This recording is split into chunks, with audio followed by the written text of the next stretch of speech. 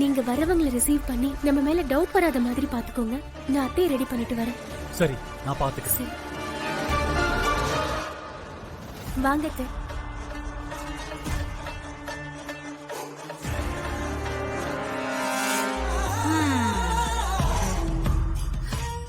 வான்மதி, கடைய பாத்தியா? அப்படியே ஜொலிக்குது. ஏண்டி சம்மந்தி அம்மா இம்மா பெரிய கடைய வாங்குவாங்கன்னு நான் நினைச்சு கூட பாக்கல. பெரியமா, இவ்ளோ பெரிய கடைக்கு பிராண்ட் அம்பாசிடர் யாரு?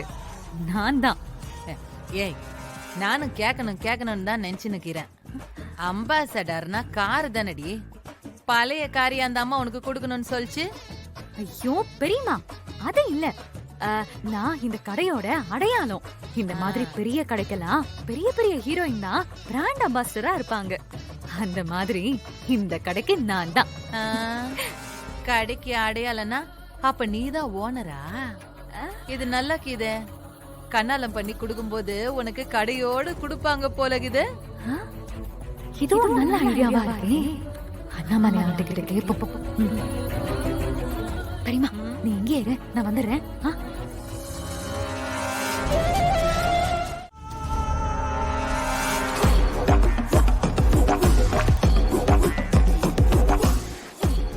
என்னாச்சு? ஏன் இவ்வளவு லேட்டு? கல்யாணம் இல்ல, கொஞ்சம் ரெடி ஆயிட்டு வர வேணாமா?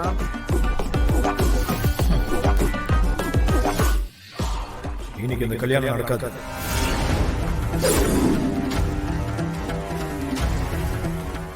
என்ன சொல்றீங்க நீங்க? நீங்க சொன்னீங்கன்னு தானே இவ்ளோ பிளான் பண்ண. இப்போ இப்படி சொல்றீங்க? உங்களை நம்பினதுக்கு. ஹலோ ஹலோ ஹலோ, நான் எதுக்காக அப்படி சொன்னேன்னு முழுசா கேளுங்க. இன்னைக்கு ஏன் கல்யாணம் நடக்காதுன்னா,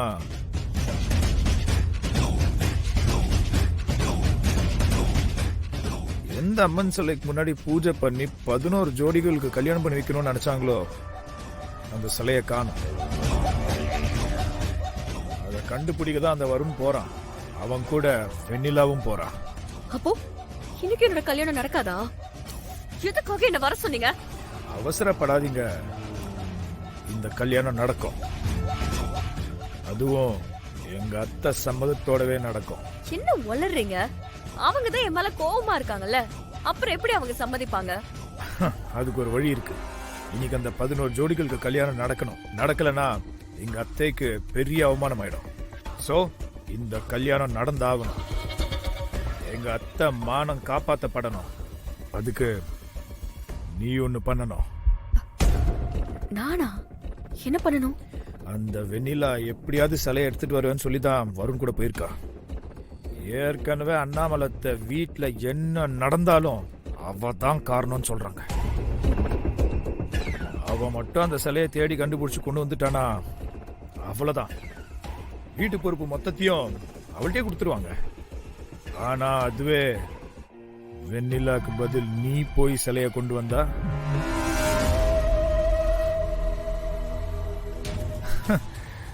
வருண் ஒன்னு அவன் அம்மாக்காக தானே மாற சொன்னான். அவன் அம்மாக்காக தானே உன்னை விட்டுட்டு போனா. அவங்க அம்மா மானத்தை நீ காப்பாத்தினா மறுபடியும் நீதான் வேணும்னு யோசிப்பாங்க. ஆமா, அது மட்டும் இல்ல, நீ பண்ண விஷயத்துக்கு அத்தோ மேல கோவமா இருக்காங்கன்னு சொன்னியே. நீ மட்டும் இப்ப அந்த சிலையை கொண்டு வந்தேன்னு வச்சுக்கோயேன், ஒரே நிமிஷத்துல எல்லாமே மாறிடும். கரெக்டா சொன்னீங்க.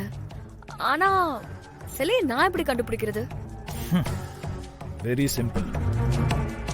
நீ வருணை ஃபாலோ பண்ணா சிலை இருக்கிற இடம் தெரியும். அங்கிருந்து அந்த சிலையை யாருக்கும் தெரியாம கொண்டு வருதுதான் டாஸ்கே. முக்கியமான விஷயம். என்ன கல்யாண ஜோடியெல்லாம் ரெடியா இருக்கீங்க போல. இன்னுமா இவங்க கல்யாணம் பண்ணி வைப்பாங்கன்னு நம்பிட்டு இருக்கீங்க?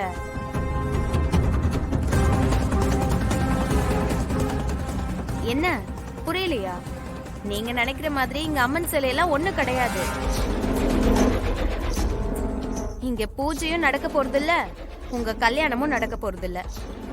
இப்படி ஏதாவது சொன்னாதான் மக்கள் வருவாங்கன்னு பொய் சொல்லிட்டாங்க. இது ஒன்னும் புதுசு இல்ல. காசு சம்பாதிக்க இப்படிதான் ஏதாவது சொல்லி ஏமாத்துவாங்க. இவ சொல்றதை யாரும் நம்பாதீங்க. அப்படிலாம் எதுவும் இல்ல. எங்க அண்ணாமலை பத்தி உங்களுக்கே நல்லா தெரியும்ல. கொஞ்ச நேரம் எல்லாரும் அமைதியா இருங்க. இதென்ன புதுசா இவ ஒரு பிளான் பண்றா? ஏமா அந்த பொண்ணு சொல்றத நம்பாதீங்கன்னு சொல்றீங்க, அப்புறம் ஏன் இன்னும் பூஜை ஆரம்பிக்கல? கொஞ்சம் வெயிட் பண்ணுங்க, இன்னும் கொஞ்ச நேரத்துல ஆரம்பிச்சிடலாம். சிலை இல்லாம எப்படி ஆரம்பிப்பாங்க? முதல்ல சிலையை காட்ட சொல்லுங்க. சிலை கண்டிப்பா உள்ள இருக்கு. சொன்ன நேரத்துல இந்த பூஜையும் நடக்கும், இந்த கல்யாணமும் நடக்கும். நம்புங்க சார். உங்களை நாங்க நம்புறோம். ஆனா இவங்க சொல்றத பொய்ன்னு நிரூபிக்கணும்ல. அதானே, சிலை இல்லைன்னு தான் அந்த அண்ணாமலை மேடமே ஸ்பாட்டை விட்டு போயிட்டாங்களே. அதானே, அவங்களையும் காணா. என்ன சார், ஏழை என்ன உங்களுக்கு அவ்வளவு கேவலமா போச்சா? இல்லாத சிலையை இருக்குன்னு சொல்லி ஏமாத்திட்டீங்களா?